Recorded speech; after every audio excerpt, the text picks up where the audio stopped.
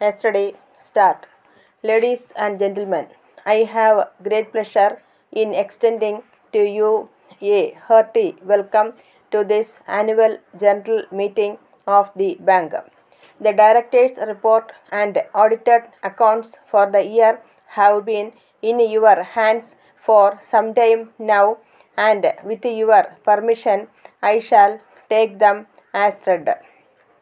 As all of you are aware, many unfavorable conditions have been operating in our country during the last 2 or 3 years. Inflation continued to be one of the most serious and one of the most difficult problems facing the country. A steep rise in the wholesale price level was the most disconcerting development in the economy during the year. Food articles and industrial raw materials together accounted for higher percentage increase in the wholesale price index. The unsatisfactory performance both in the field of agricultural production in the last 2 successive years and in the industrial sector was mainly responsible for this unhappy situation. Considering the difficult conditions that prevailed in the country, the performance of commercial banks in the year should be considered as satisfactory. The Reserve Bank of India had to keep diverse considerations in view while devising the credit policy measures. At times, it had to act with a greater vigor than at any other time. Probably never before has the credit policy of the Reserve Bank of India been the subject of so much criticism and discussion.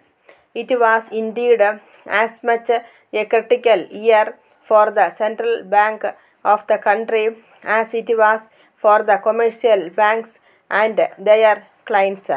Many of the banks had to do a lot of tight rope walking.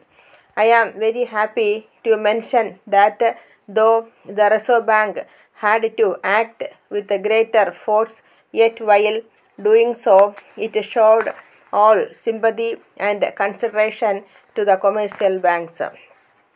The credit policy for the busy season extended and intensified the credit control measures already taken by the Reserve Bank.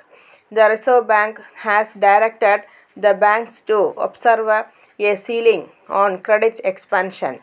The refinance from Reserve Bank was made dearer and its availability was restricted. It also introduced a ceiling on a bank's borrowings from the Reserve Bank. Borrowings in excess of the stipulated ceilings were allowed under exceptional cases after detailed scrutiny. All these developments in the monetary field really created uncertainty regarding the availability of credit, and so a scramble for funds started among the borrowers. The banks also found themselves in difficulty while following the Reserve Bank directions.